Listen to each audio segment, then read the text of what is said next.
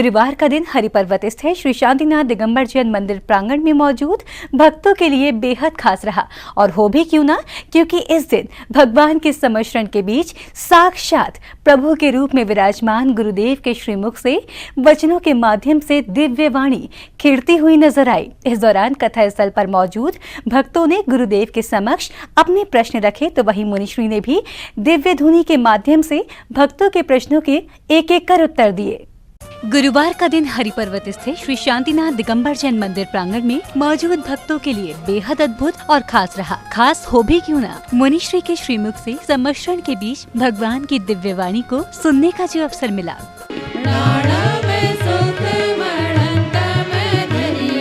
गुरुवार को सम्मश्रण के बीच श्री पार्श्व कथा की शुरुआत भगवान के मंगलाचरण और मुनिश्री के पाद प्रक्षालन के साथ हुई। मंगलाचरण का सौभाग्य गुरुवार को आवास विकास कॉलोनी सेक्टर 7 की शैली को प्राप्त हुआ, तो वहीं मुनिश्री के पाद प्रक्षालन का सौभाग्य भी सेक्टर 7 शैली को प्राप्त हुआ। इस बीच जयपुर हाउस शैली और सेक्टर 7 शैली के पदाधिकारी और सदस्यों ने मुनिश्री के समक्ष श्रीफल भेंट कर नगर भ्रमण के दौरान अपने यहाँ आने की इच्छा जाहिर की।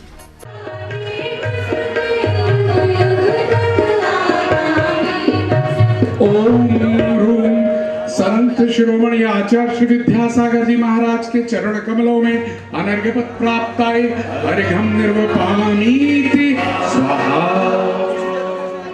बता दें कि श्री शांतिनाथ दिगंबर जैन मंदिर प्रांगण में भगवान के सम्मश्रण में लगे 12 कोठों में मौजूद सभी जीव जंतु, मनुष्य, इंद्र, इंद्राणी और देवता भगवान की दिव्य धुनी को सुनने के लिए व्याकुल नजर आए। तो वहीं मुनिश्री 108 प्रणम्य सागर जी महाराज ने भक्तों का इंतजार खत्म करते हुए सम्मश्रण उच्च शीर्ष पर विराजमान भगवान श्री पार्श्वनाथ के श्रीमुख से फूटी दिव्य वाणी से भक्तों को अवगत कराया।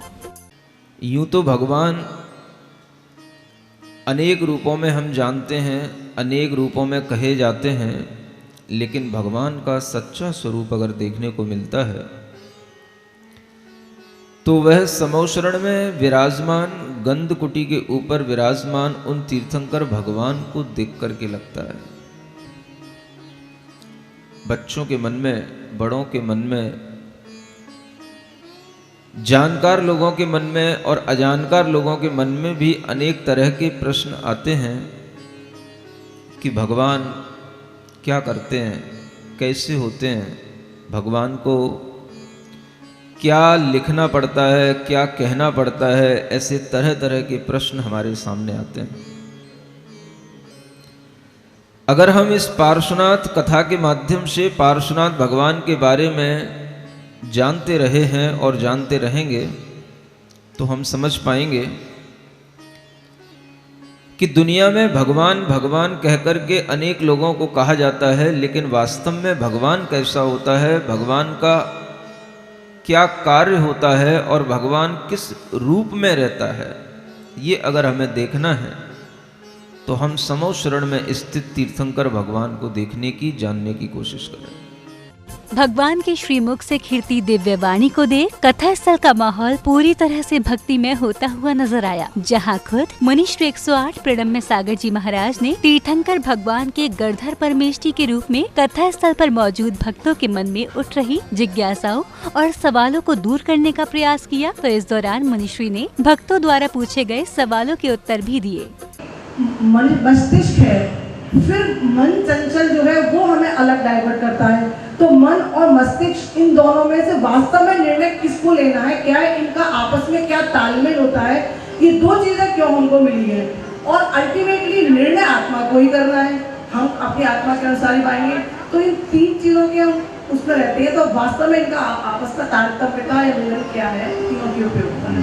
सुनिए भव्य प्राणी, प्रश्न किया गया है कि बुद्धि, मन और आत्मा में इन तीनों का तालमेल कैसे बनता है, हम किसकी जाने, किसकी सोचें। आप पहले सबसे पहले ये याद रखें, ये ध्यान रखें, ज्ञान का जो मुख्य स्रोत है वो आत्मा है, आत्मा के अंदर से उत्पन्न होता है और वह आत्मा का प्रवाह उस ज्ञान के साथ में जब बढ़ता है तो वह आत्मा ही अपने ही कर्म के क्षयोपशम से मन की रचना करती है और उस मन के माध्यम से लिंक किए हुए रहती है, आपस में लिंकेज रहती है। आत्मा, मन और बुद्धि। मन का काम विचार करना है, भावनाएं सबसे पहले मन में आती है और मन से बुद्धि में पहुंचती है। निर्णय लेने का काम बुद्धि करती है। हित क्या, अहित क्या, सही है क्या, गलत है क्या, है क्या, उपादेय है, ये बुद्धि में जानकारी होती है।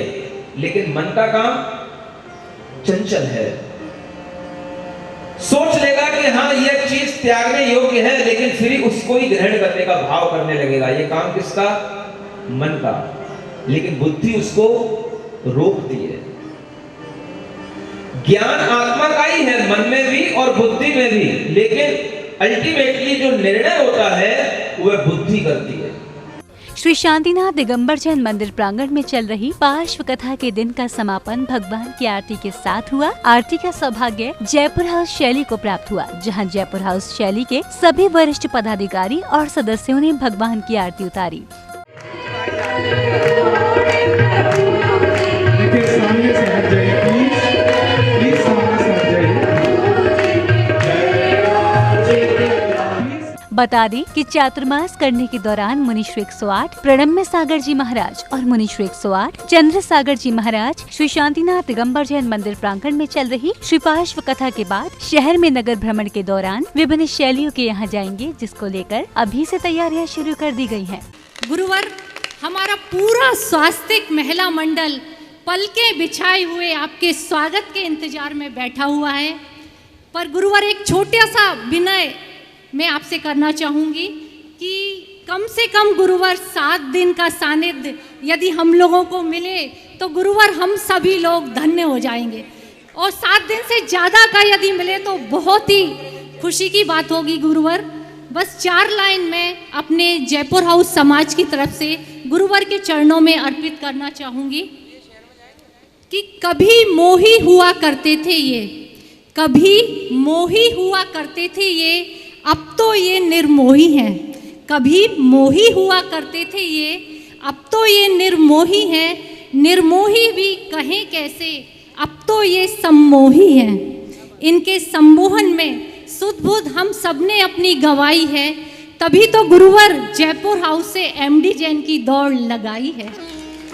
गुरुवर, हम लोगों की अनुनय विनय जरूर आप स्वीकार करें। गुरुवर, सब समाज कह रही है कम से कम 10 दिन से ज्यादा का समय हम लोगों को मिले। संभवतः 27 नवंबर को मुनिश्री का नगर भ्रमण कमला नगर की तरफ होगा, तो वहीं अक्टूबर के प्रारंभिक सप्ताह में मुनिश्री संघ नगर भ्रमण करते हुए जयपुर हाउस स्थित श्री शांतिनाथ दिगंबर जैन मंदिर प्रांगण में पहुंचेंगे, जहां उनकी भव्य अगवानी को लेकर भी तैयारियां शुरू कर दी गई हैं। जिनवाड़ी चैनल के लिए MD Jain inter college Hariparvat, Agra, Uttar Pradesh से ब्यूरो रिपोर्ट।